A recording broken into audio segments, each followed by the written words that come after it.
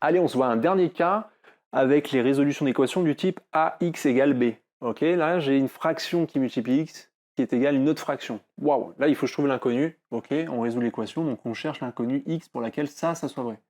D'accord? Donc comment on fait? Ben, on fait exactement de la même manière de ce qu'on avait vu sur les vidéos précédentes. Là, je veux enlever ce moins 7,5 qui multiplie x. Comment je fais pour enlever moins 7,5 à x, vu que c'est multiplié? L'opération, on a vu qu'il fallait utiliser l'opération réciproque de cette multiplication, donc c'est la division.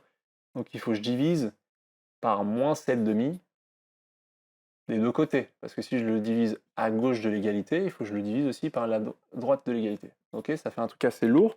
Donc sauf qu'avec les fractions, quand je divise, même en général avec tous les nombres, quand je divise un nombre par un autre nombre, quelque chose par quelque chose, c'est comme multiplier par l'inverse de ce nombre. Mais sauf que l'inverse d'une fraction, c'est assez évident, enfin c'est assez pratique, c'est si j'ai 7,5, c'est 2 septièmes.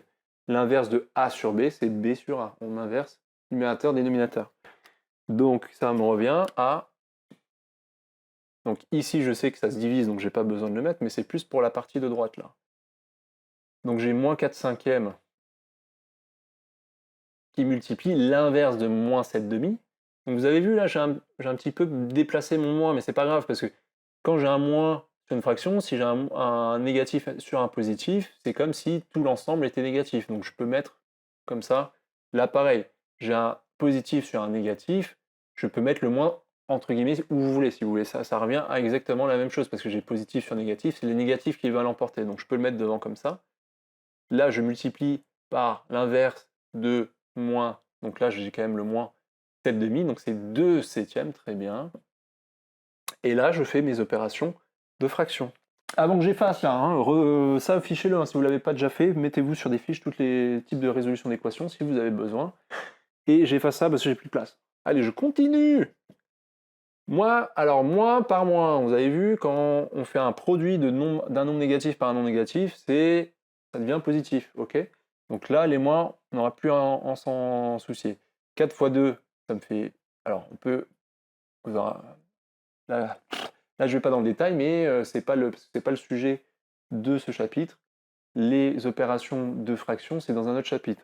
Donc, mais rappelez-vous bien que quand j'ai une fraction fois une fraction, c'est numérateur fois numérateur sur dénominateur fois dénominateur. Donc ça, je le détaille pas assez, mais c'est normal. On l'a déjà vu, quelque part d'autre. Donc 4 fois 2. Alors là, c'est bien de se poser la question, est-ce que j'ai pas une simplification à faire ici? Donc là, c'est un nombre premier, nombre premier. Nombre premier, 4, c'est le produit de 2 fois 2. Ok, c'est le multiple de 2 et 2. Sauf que j'ai que des 2 en haut, j'ai un 5 et un 7 en bas. Ça, vous avez fait une décomposition en nombre premier. Donc vous êtes sûr de ne pas pouvoir réduire cette fraction plus que ça. Donc là, on peut tout multiplier. Donc 4 fois 2, ça fait 8. 5 fois 7, ça fait 35.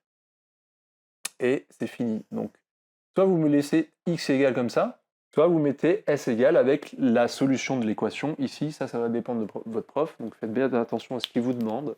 Toujours faire attention à ça. Et voilà, on a vu tous les cas de ax égale b. Faites plein d'exercices, les gars, pour vous entraîner, pour pas vous louper si vous avez des fractions. Bon, généralement en troisième, on fait pas tellement avec les fractions, mais ça peut arriver, ça dépend de votre prof. On continue sur d'autres compétences. Faites les exercices, les gars. Ciao!